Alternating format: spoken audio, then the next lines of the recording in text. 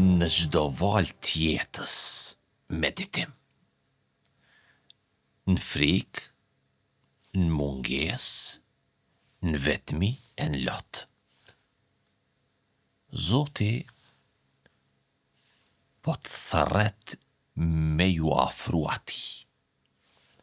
Jo me të friksu, jo. Por me të kujtu se je i ti je i Zotit. Sepse në fund, çdo nevojë, çdo dhimbje, çdo shpresë çon vetëm te Zoti, tek Ai. Emri i Zotit Es-Samed. Ku ky emër i Allahut vetëm se një herë është përmend në Kur'an. Kur'ani me 114 sure.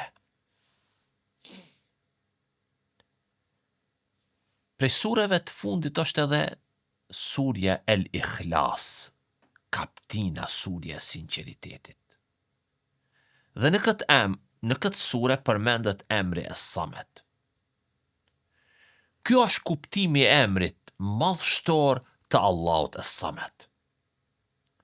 Që do thot Allahu është i përjetshmi. Që do thot Allahu është ai i cili ka nevojë të gjitha krijeset.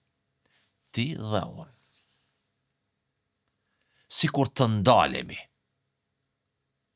e të meditojmë në këtë emër të Allahut, do të ishte e mjaftueshme për ne që t'i japim drejtim, t'i japmi energji, t'i japmi shpirt i jetës sonë, se Allahu është Es-Samed.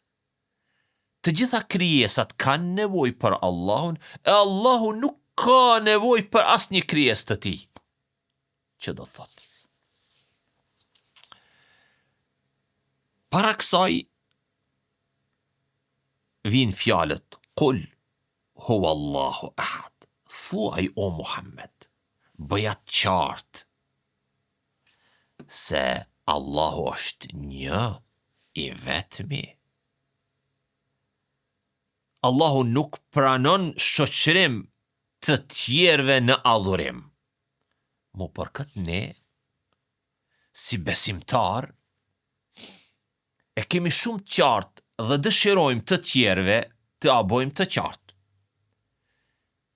Se duhet Allahun ta njësojmë në zotrim, që do thot, Allahu është krijuesi, furnizuesi, jetë dhënësi, marrësi jetës, është vetëm Allahu. Jo dikush tjetër, këtë nuk mund ta bëj. Dhe nuk është kjo kompetencë e dikujt tjetër kujt pos Allahut. Segmenti i dytë që ne duhet ta kemi në konsiderat është njësimi i Allahut në adhurim.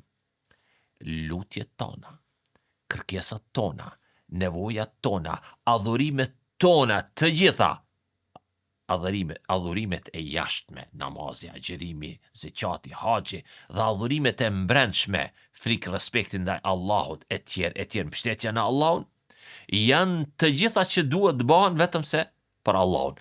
Mos të harrojmë edhe segmentin e tretë që është njësimi Allahut në emrat dhe cilësitë e tij. Pra Allahu është Es-Samed, absoluti, që të gjitha krijesat kanë nevojë për të, kurse Allahu nuk ka nevojë për askënd.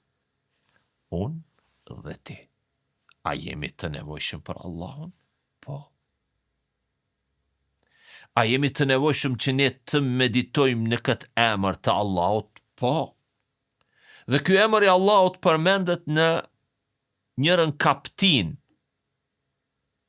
të fundit të Kur'anit, që kjo kaptin edhe llogaritet 1/3 e Kur'anit në shpërblim dhe vlerë që ka.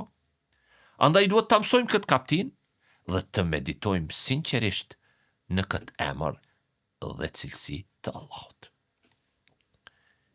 I lutemi Allahut të na bëjë për atyre që meditojmë në këtë emër dhe cilësitë Allahut dhe në emrat dhe cilësitë tjera të Zotit tonë.